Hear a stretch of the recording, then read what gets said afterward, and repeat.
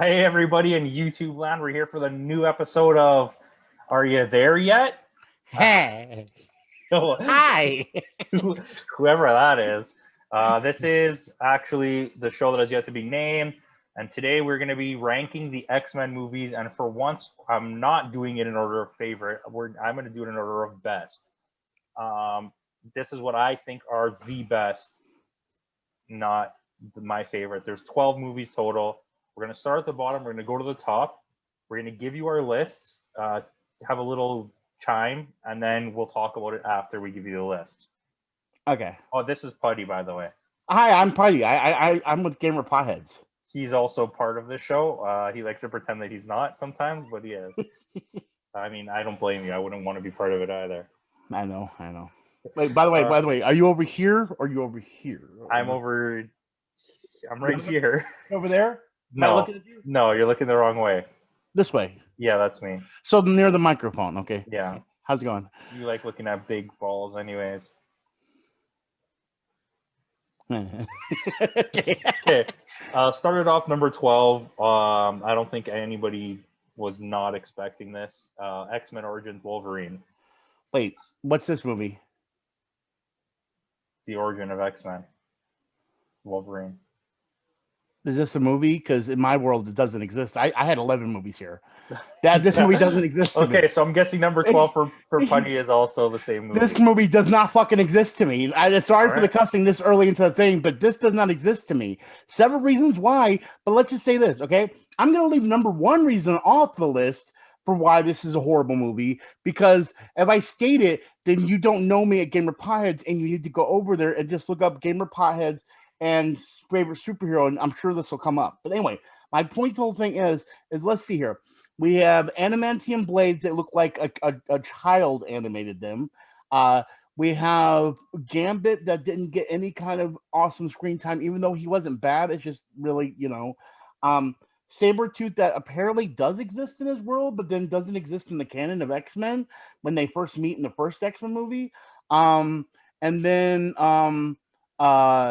giving powers to somebody that I love that don't even exist in his world, which I'm not even going to bring up because they. Oh, you're talking about the Blob? Okay, good, because no one. Yes. Oh yeah, I forgot about the Blob too because the Blob doesn't exist. But let's just say the Blob compared to what they did to this other character, they did go with the Blob. Okay, let's save some of this for later, and I want to point out that the worst part of this movie is that Will.i.am is in it. Okay, I can go with that one too. But you know what? Actually, you know what? Will.i.am is the best part of this movie. Screw that. Number 11, X-Men 3: The Last Stand. For me, I actually put X-Men Dark Phoenix. Yeah, I don't like you. For me, after this point, all of the movies are good, are like decent to quality. These two movies to me are just like, anyways. Okay, so. Well, let me explain to you why I put Dark Phoenix is because of one reason why Dark Phoenix is at number 11 for me. Because if we're going, you said The Last Stand, right? Yeah. There's at least two good things with that. Hugh Jackman, Ian McKellen, and Patrick Stewart, who are not in Dark Phoenix. I don't want to watch a movie with Hugh Jackman. Yeah, but either way, all three of those actors were not in Dark Phoenix. Okay, so let's move on. Go ahead. Dark Phoenix, number 10. Mine was Last Stand. All right. So, but you see why I put Last Stand before Dark Phoenix? But this is no, I don't. But this is my point to you. At this line here that we drew after going into number 10, is number 10 for you still a bad movie because for me, Dark Phoenix is where it starts to get good. See, okay, after Dark Phoenix, Dark Phoenix for me wasn't good, all right? But for at Last Stand, is this where it starts to get good, or do you still consider Last Stand as bad? Oh, I can still consider Last Stand bad. Okay. So. Yeah, because the next movie that comes up, the next movie that comes up, there's certain parts I was excited about, but then what they did was the same way the origins happened. And so when we get into that, so basically the reason I put Last Stand before Dark Phoenix, I just want to say this real quick, is because even though it was a bad movie, the one thing is at least they were hinting to it in a much broader sense in my eyes when it came to the first and second movie. So we were kind of a little bit getting hints of this happening. That's why I was able to do it. It's just it was horribly done, you know. But like Dark Phoenix, we like if you go look at my podcast, we actually talk about this. I just feel like Dark Phoenix was just horribly done. You know what I mean? So that's the reason why it got my number 11, and then I put, of course, that for 10 for 10. So, all right, go ahead. Okay, two things. One, I'm the Juggernaut bitch. Two, that's another reason why I also kind of like it too, no, because it's of that. terrible. Okay, I don't care. Let's get fun. through this list before we talk about these things. Okay. All right. I'm assuming that number 9 is X-Men Apocalypse for both of us. Actually, number 9 for me is the Wolverine. Okay, so our lists are a little off here, so that's fine. Let's continue this journey.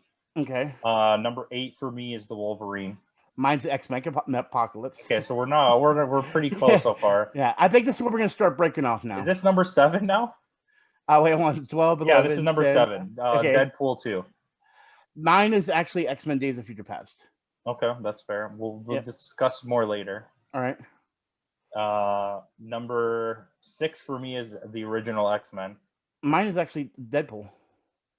The first Deadpool? Yeah, I know. You're crazy because for some reason you think the second one's better. I do. I love it. Number 5 for me is Deadpool. Mine's Deadpool 2. Wait, yeah, what? you're shocked to not see Deadpool on top, aren't you? Wait, I'm so confused. Your last one was Deadpool. How's Deadpool twice? No, Deadpool 2. Oh, okay. Yeah.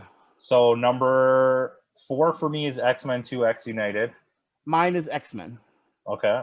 Number 3 for me is Days of Future Past, the Rogue Cut. It's the only one I acknowledge. Okay.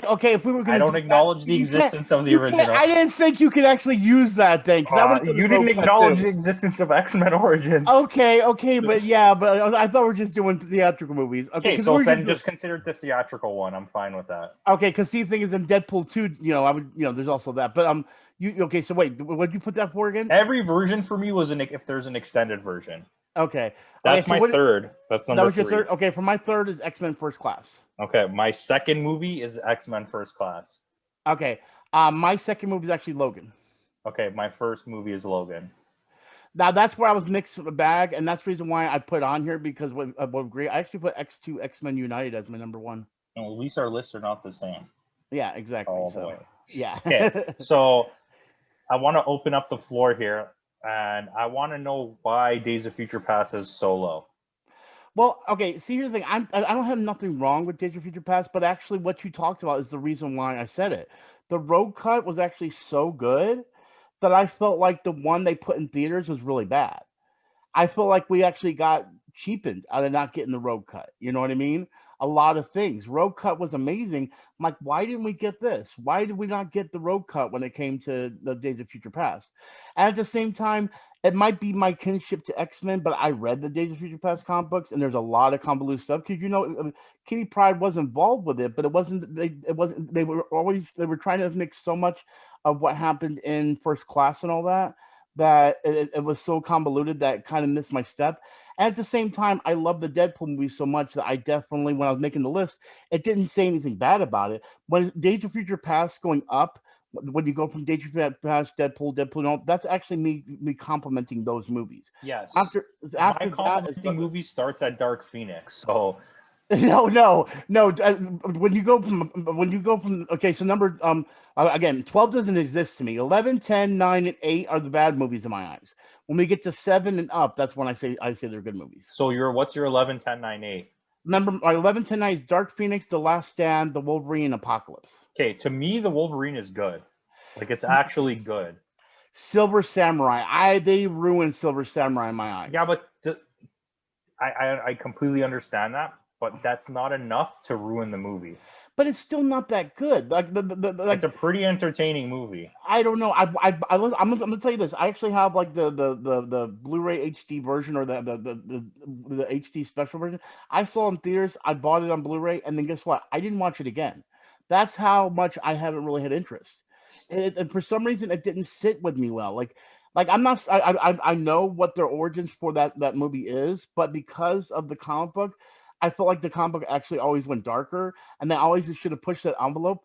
But again, when they were doing the Wolverine movies, like with X-Men Origins, which again doesn't exist, but I have to acknowledge it now, Then they did the Wolverine. The Wolverine was better than X-Men Origins, but it's still, my eyes wasn't a good step in the right direction. You know what I mean? They definitely fixed themselves when it came to Logan, but I was like, Wolverine deserves way better than this in my eyes when it comes to all those movies, and that's why it got so high on my list. I think it's fine. I don't think it's one of the better ones. I think it's good. I think X-Men Dark Phoenix is underrated. It's not a movie that I would say is good, but it's not a bad enough to get the hate that it got. It everything about it is fine. It's all just fine. If you can look at a movie that's perfectly fine and be like, this movie sucks, then what do you think of movies that actually suck? Because like, not you. I'm just saying in general. Well, let me bring like, that hold up on, too. wait. Let me get to X-Men Origins. Okay. Oh god. Everything is about the movie is wrong. They nailed none of the characters except Wolverine, and it's still entertaining enough to watch it. Like, I wouldn't even rate it that bad. I'd give it like a 5 out of 10 because it's still completely watchable, but it's not. I don't want to watch it. X-Men 3. Even though I think it's better than Origins, I never want to watch it. Every time I have to watch it to go through the movies, I'm like, oh my god, this is so bad. I cannot watch this. I'm not going to deny the relationship between Victor and Logan was really good in X-Men Origins. I like that premise. But what sidetracked me was all the bonus characters. For example, when the movie started off and I saw Wade Wilson, I was happy as hell. Ryan Reynolds fit that part perfectly. You know what I mean? Then I saw the other characters, and I'm like, well, you know, they can't do everything perfect. You know what I mean? Then we started going downhill, and like, I liked the relationship between Logan and Victor, but what made the movie so saturatedly bad to me was like, why do we have to bring in these other characters? Stop. And as they did it, they more and more stacked to make the movie even horrible. You know what I mean? When he said Bub and he's like, did you call me Bub? I was like, I want to smack a motherfucker right now. You know, that was so stupid in order to introduce his name being Blob. He actually said that. Putty has a shirt that says, I want to smack a motherfucker right now. You know, that movie just irks me so badly. Like, when I watched The Last Stand, here's the thing. Even though the movie's bad, like when you see the scenes with Ian McKellen in the forest with all the mutants, I can at least watch that and actually enjoy it. When we actually see when they actually come together and everything, and they're you know, they got the stories that are starting to kind of blend together because of what's going on with Jean. I can at least deal with that. X-Men Origins and even with Dark Phoenix, the reason Dark Phoenix is so convoluted for me is because they changed the ending, and you can tell when you watch it that they changed the ending because of everything that happened in the MCU. And it bothers me they did that because I'm like, you need to stick to your guns when it comes to making a movie, especially if you feel like it's a good movie, no matter what else is out there in the world.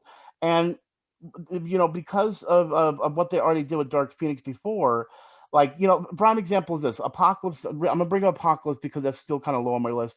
When Apocalypse came out, it was more of a situation for me like, okay, this movie sucks, but at least I get to see Olivia Munn as Psylocke. That's pretty much it. It wasn't saying a good movie, and I also get to see Storm in her Mohawk days. You know what I mean? At least there was something for me there. There was eye candy. Okay.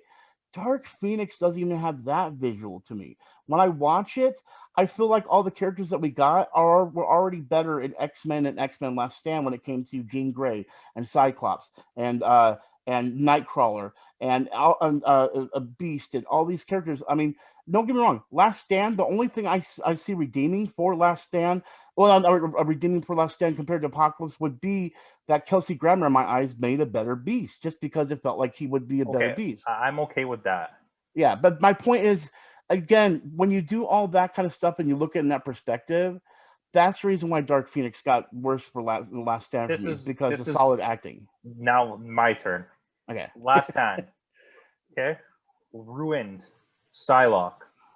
Like Jubilee. Kitty Pryde. Juggernaut. All of the whole Brotherhood, all those mutants that they introduced for 2 seconds, were ruined. There's no reasoning behind anything that's happening because the whole storyline gets completely thrown out of whack once Dark Phoenix becomes Dark Phoenix. Is like, I don't care what anybody thinks.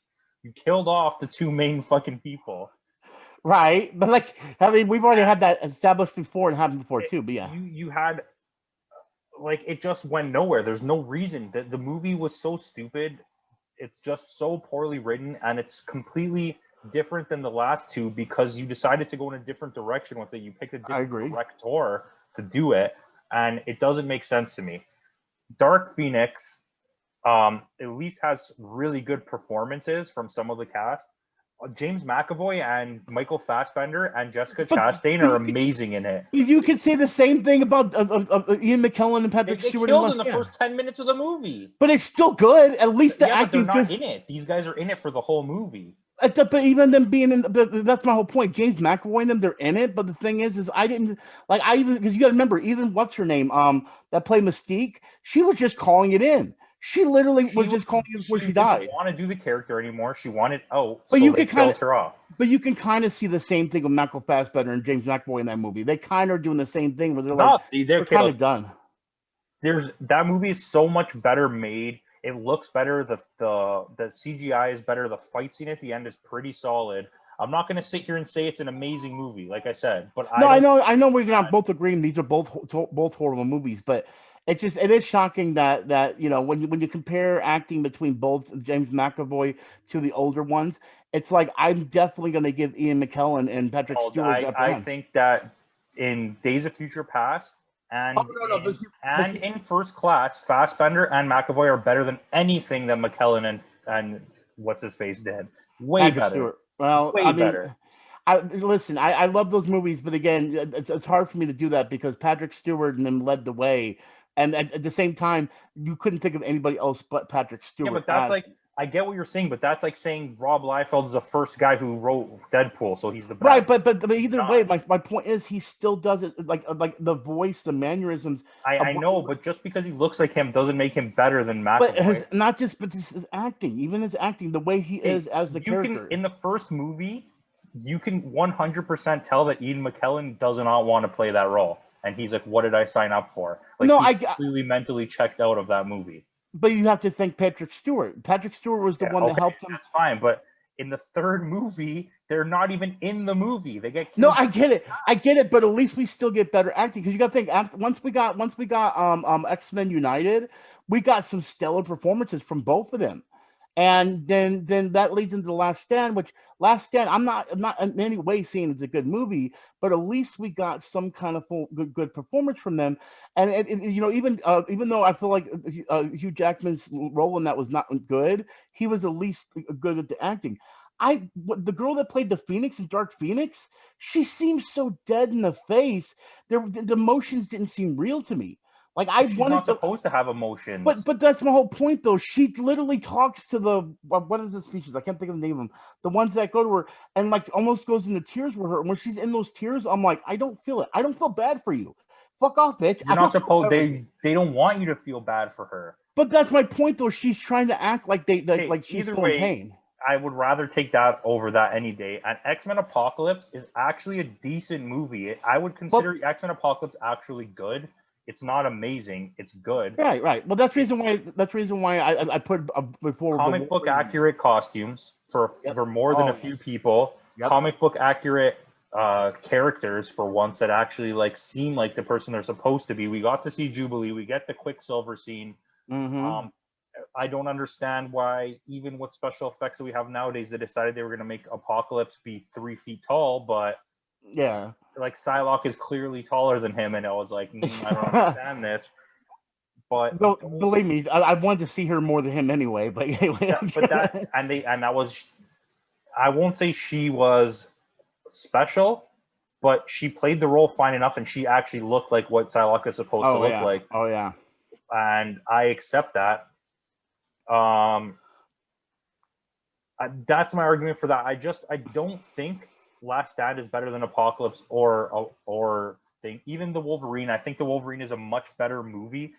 The characterization of Wolverine and the way that they fleshed him out and made him like humanized him, and he had a point. He was done with life, and they convinced him to he like learns, like that's what's good about it. Forget the last fucking 5 minutes. That's terrible. But like the rest of the movie is good.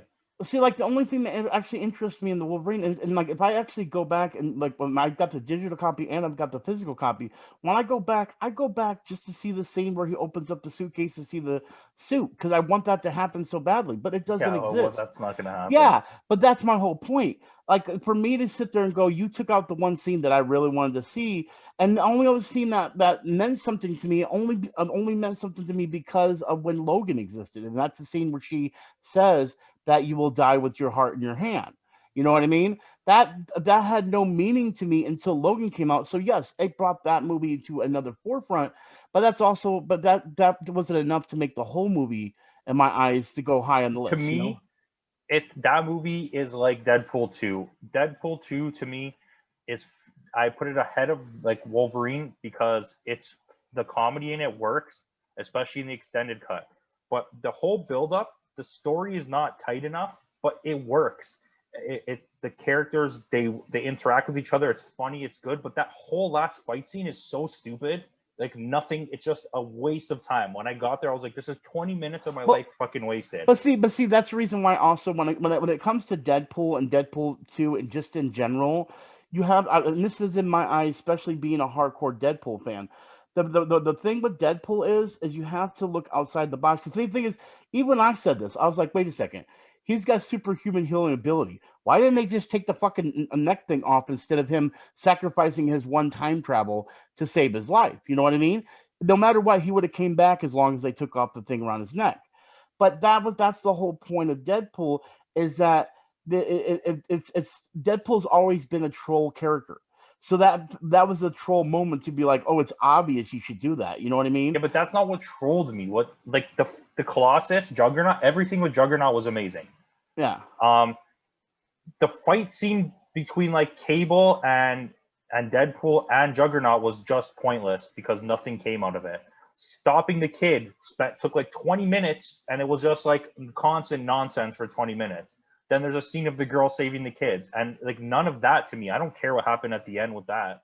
It's just that whole scene was just wasted time in the movie. Nothing really happened. If you take out the Juggernaut versus Colossus thing, that whole part is terrible. But the rest of the movie is such a solid build-up to get there, and that's how I feel about Wolverine. It's such a solid build-up to get to that point, and then the ending was like, yeah, but see, that's my whole point. Even with the Wolverine, I was bored when I watched it. I wasn't bored to the lead up to Deadpool 2, and I enjoyed the ending quite differently than that. I enjoyed the yeah, but you like Deadpool. No, I get that, but I like Wolverine too. I grew up with Wolverine. I know, and I'm not even that big of a Wolverine fan. But I think if you thought how I did about Deadpool, you wouldn't have such a rosy place for that movie. But that's the problem, though. I have a rosy place for Wolverine as well. But the thing is that systematically, and I feel like this is what was good about Deadpool, is that Fox had to learn their lesson and say, okay, let's let the people that know what they're doing take a little bit more control. But back when Wolverine X-Men Origins happened, Fox would be like, no, we do it this way. No. I know. I agree with that 100%. And but that's not. But that's my point, though. That's why Wolverine, in my eyes, doesn't feel like a solid Wolverine movie. Honestly, when it came to the Wolverine movies in general, they held back so much. And when we finally got to Logan, they finally said, okay, maybe we're holding back too much. Let's give them what they want. And when we got that, oh my God, that's the reason why it actually beats Deadpool in my eyes when it comes to the movies, because I am such a saturated fan for Deadpool. But I'm also I met Wolverine way before I met Deadpool in the comic books. You know what I mean? And so to have those two characters have such a kin relationship means that I want both of them to be nurtured properly. And when X-Men Origins Wolverine came out, I was like, all right, neither one of these are getting nurtured properly. I'm mad. Okay. So then we move on and we get Wolverine, and I'm like, oh God, still no nurturing. Then we get to Deadpool, and I'm like, okay, at least they finally fixed Deadpool, and it looks good. You know what I mean? This is the thing with that, okay? Deadpool's the only one of all of these movies that we just named where they let them be comic book accurate to a point. Well, Logan let them have free reign, because none of the X-Men movies, even after that, do. Yeah, well, I mean, Logan they did, though. That's what I'm saying. That's why Logan is nothing like the Logan comics. Because you don't have Hawkeye. You don't have. There's a lot of things you have to change. It's missing everything from that movie. Yeah, but that's only because of it is there. I agree, but I'm saying my point is with the Wolverine, you were expecting a movie you were never going to get. There was never a chance that was going to happen. And you want them to be real to Wolverine. They were. They gave us literally the comic book when he goes to Japan. It's perfectly the emotion. It captures everything about that. How he was down. It was all over for him. Everyone he knew was like fucked because the Dark Phoenix thing happened, and he was like trying to move on with his life, and then he met the girl, and we never got, like, it doesn't get to the point where she dies, but yeah, but I mean, I guess that's the reason why Wolverine is so hard for me. You wanted Wolverine from like the 90s, but we got Wolverine from the 80s. And I see what your point is, but it's still, everything about it was comic book accurate, except for the fact that the story is like its own thing, and it didn't have Silver Samurai, right? But my point to the whole thing is this, okay? Even though the comic books they're always having a change or anything like that, at least when that series was going on, we got to see a lot more of his prowess as a martial artist and things of that nature that I feel like they didn't nurture in the Wolverine movie. Like, I feel like it was just more of like sadness and heartbreak because of what happened in his past and things of that nature. And there was such a dramatic approach to it that, you know, when it comes to Wolverine, I want action, and I don't mind having some drama mixed in there, but it just felt dead to me, like there wasn't as much action as I was expecting. And I mean, when I already had X-Men Origin Wolverine and The Last Stand, it definitely looked better than both of those. That's why it's higher on the list. But then when you compare it to anything else on the list, that's when I start saying, okay, this is why it gets further, only because there's a lot of elements in it that are missing that could make it a great movie. And I'm not saying that it's a quite horrible movie. That's the reason why it gets where it is. But also at the same time, like, for example, okay, when I look at Apocalypse and the acting between Apocalypse and Wolverine definitely has better acting, okay? So that's the reason why, and a better points of dramatic interest. But then when I look at Apocalypse, the reason I want to go back to Apocalypse is because at least when I look at that, there's more excitement and more eye candy, to where Wolverine is like, I've already got the drama. It made it good at that one point. It's got good acting. But now it's like there's no replay value to me. It's like I've seen that now. I know Hugh Jackman can pull that off. He does that in later movies and in earlier movies. But it's not giving me anything stylized in action or anything like that makes me go, ooh, I love this. You know what I mean? I want to go back to this. And that's why I feel it was short, because replay value in a movie is definitely something that is common when it comes to seeing a movie. It's just something I like to go back and watch over and over again. And unfortunately, I just feel like the Wolverine wasn't one of those ones that had that replay value for me. That's fair. I guess, like, realistically, we have it in like the same position. Yeah. It's just, for some reason, like, this is the only difference. I'm saying it's good and you're saying it's bad. Yeah, I'm saying it's bad comparatively to everything else. I'm like, if we're gonna look at it, you know, when it comes, it would be the first one that would be in the good situation, but it's on that fine line for me. And the reason Dark Phoenix is the fine line. No, see, Dark Phoenix is the bad line. Better. Yeah, see, Dark Phoenix is a bad line for me. Wolverine would be the line that goes in the middle, and that's because, again, I agree with you on the whole dramatic approach of it. But then, like, when I saw Silver Samurai, I'm like, this is not the Silver Samurai I love. And then at the same time, I didn't see as much fighting or as much of that feeling of aggressiveness that he had during that series run. You know what I mean? So I feel like they're like, we took the drama and gave that to you. And I'm like, yeah, you did. But now you're taking this other stuff out. It's like, you guys think that you can take one thing out and then change one other thing and everything's going to be just hunky dory. And I'm like, no, keep what makes the comic book good. You know what I mean? And if you're going to add other things, at least do it comic book accurate, because there's a reason why these comic books are successful. It's because they're good. It's not no one buys these comics and goes, pretty colors. No, they have good story. We're reading them. You know what I mean? That's the reason why they're good. And that's the reason why I'm so glad MCU has it, because MCU has always been a better thing when it comes to stories in those ways and understanding these characters in that way. You know what I mean? Even though they have fallen short before. I think that MCU makes better movies. I don't think they're better at following, like, maybe than the X-Men universe, but I still don't think they're very good at following comic books. I feel like they stray a lot. I don't want to get into that conversation, but that's just my opinion. I still don't feel like they're accurate enough. Like, giving us little things that we like. That's why everything that's small that comes out, like at the end of Endgame, when all the people start showing up, That's why those moments are so huge to us, because you don't realize that it's so much is not what you wanted, that when you get the things you want, they're so exciting. True, but at the same time, it was the same thing with the X-Men series. We never really got what we wanted in those either. No, you know what I mean? To me, I think the X-Men entire series is underrated, including the Deadpool movies. I think the only two eyesores of the whole thing that are like I'm not saying Dark Phoenix is a great movie, but the Last Stand and Wolverine Origins are like, I don't understand. Like, they're so bad that they don't fit in anywhere. Anyways, I have one question for you. Okay. Why United and not Logan? I think United because see, here's the thing, that was the conflict actually, and when you mentioned that you put a Logan as number one, I was kind of like, damn, maybe I should have done that, and that was because the reason I said that is because this list is X-Men, all right, and that's the reason why I was like, I feel like I have to put a justifiably, because when we say Logan is an X-Men movie, yes, but it's still just a Wolverine story, okay, hands down, basically is, even though we have Patrick Stewart, which is Professor Xavier. It's such a solid movie. It is a much better movie than X-Men United, but X-Men United.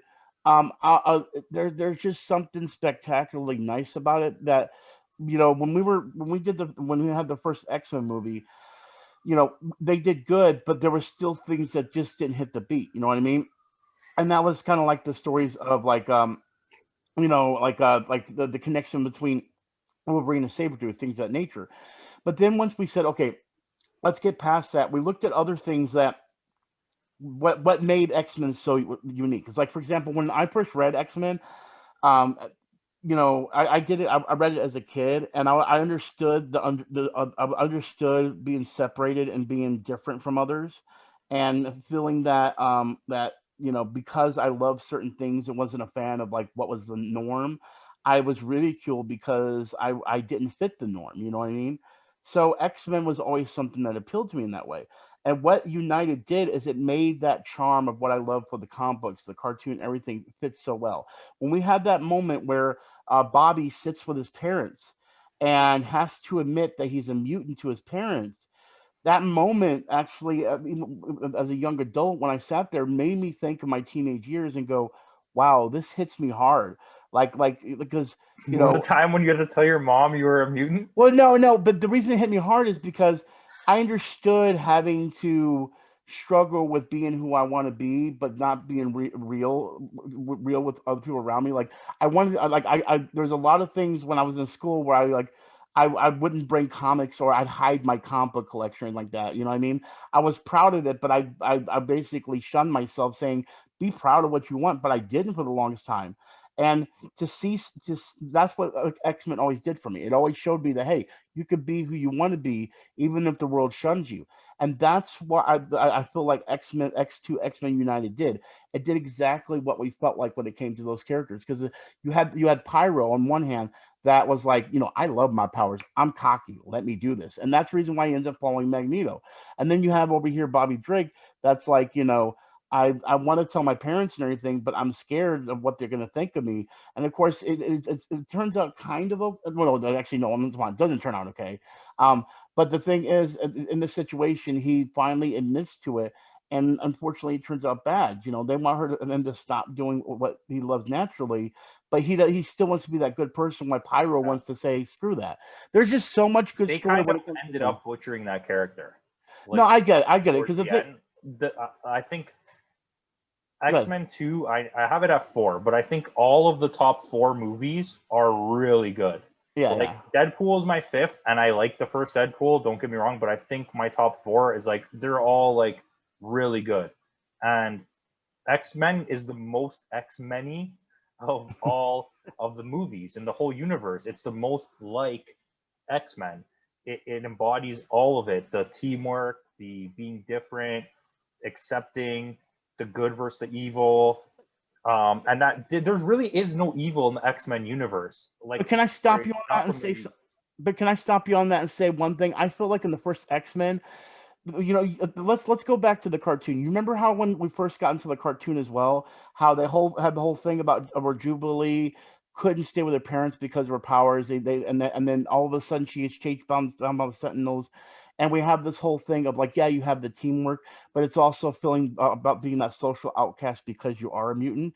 Here's the thing: when the first X-Men movie came out, again, I'm not shunning this at all when I say this. I love the movie. It's again top 4 on my list as well.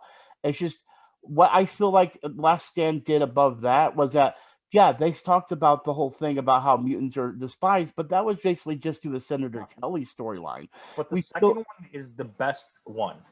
no, I agree. But that's the reason why I feel like that's the reason why it's also on the list when it comes to the best X-Men movie, is because all around when you put it all together, it epitomizes what. Yeah, 100%. It embodies Yeah. everything that it means to be an X-Men movie. It completely. Exactly. That's what I'm saying, right? Like it perfectly justifies the good, the evil, the being different. The first one is kind of awkward with that whole situation and just Yep. wants to be an action movie. And the second one really digs into Wolverine. It really digs into Bobby and Rogue. Mm-hmm. And it probably it really just like it comes through. The story of X-Men comes through, and the characters really speak for themselves. And the first one was rough. The third one is a disaster. To me, my second one is X-Men First Class. I think that was the next closest one. Yes. To me, for feeling like a real X-Men story, not like so X-Men X United is the late 80s, early 90s style X-Men, where that team, but X-Men First Class feels like the really early X-Men comics when it was just Storm and Cyclops and Yeah, the but original like 5 people that are X-Men. but see, that's the one thing that I felt a little awkward too was when X-Men First Class came in. You know how they introduced Havoc? I feel like Havoc kind of fit the role of what Cyclops was in the comics. You know what I mean? Yeah, And but in the beginning, did they have Cyclops in the very beginning? Well, didn't yeah, they? But yeah, I know Cyclops. they had Banshee, not Havoc.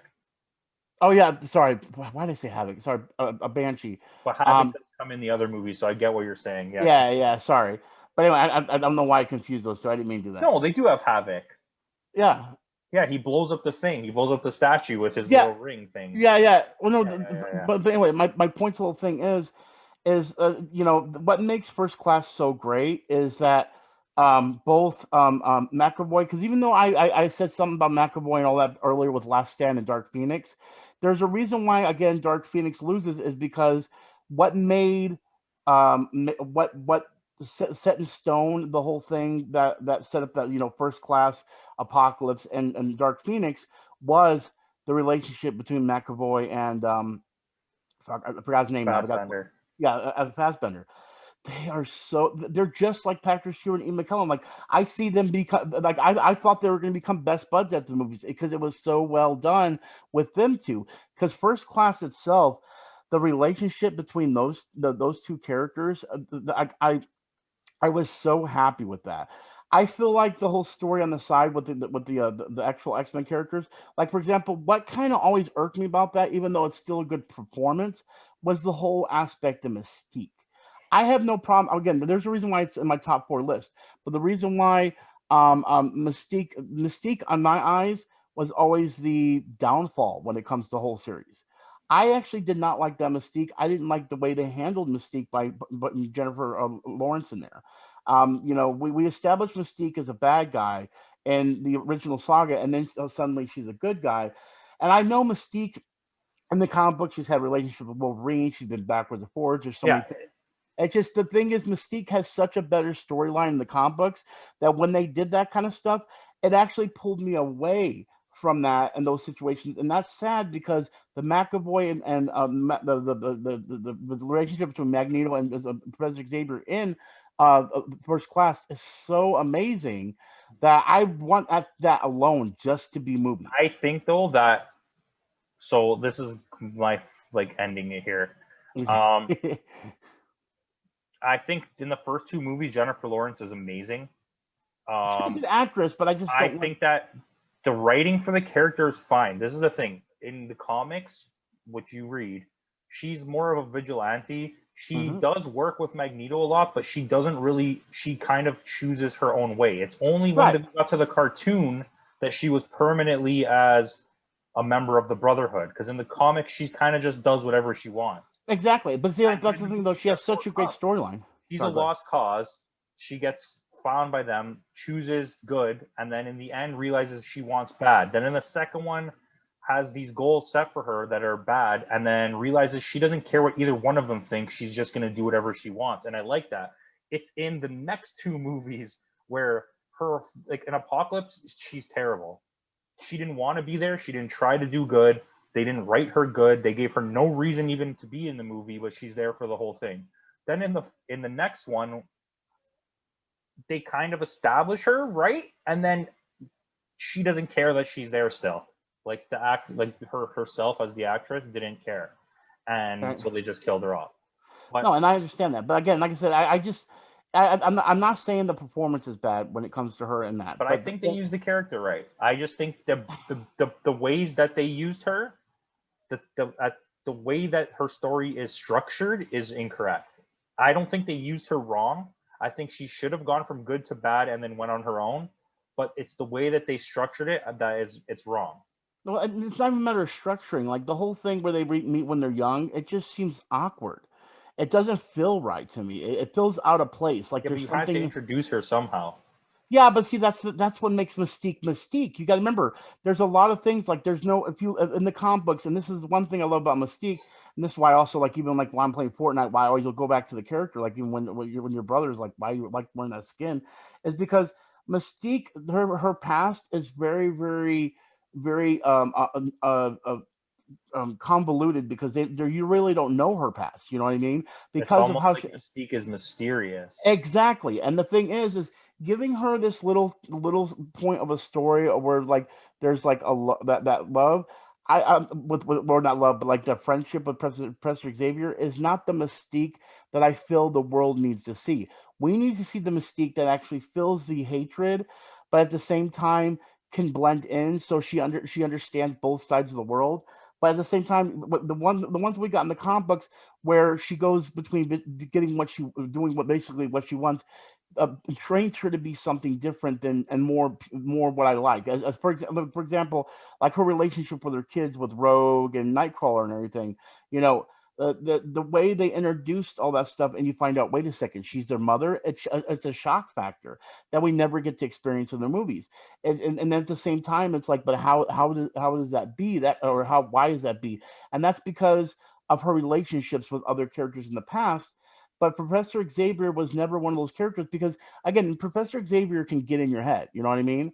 So having that trait with Mystique, well, first off, that's one thing that I felt was always inaccurate. She actually can block off his power in the complex, and a lot of people don't know this because of her ever shifting body. Her brain is shifting too, and for her to be able to have like her to be able to get her head in that movie really set me off because I was like, don't get me wrong, I'm not saying First Class is bad. It's just it bothers me. That's the reason why Mystique bothers me so much. This is the last thing I want to say. Sorry, I can go in depth with her. The whole point is, and I'll get to this in a sec. With what you're saying, I understand, but the reason I'm saying it doesn't matter is because you can't make a movie with that. The reason they did what they did is because it made the most sense to make you have to like the character, so she can't be that mysterious, especially if you're trying to stretch her over 4 movies.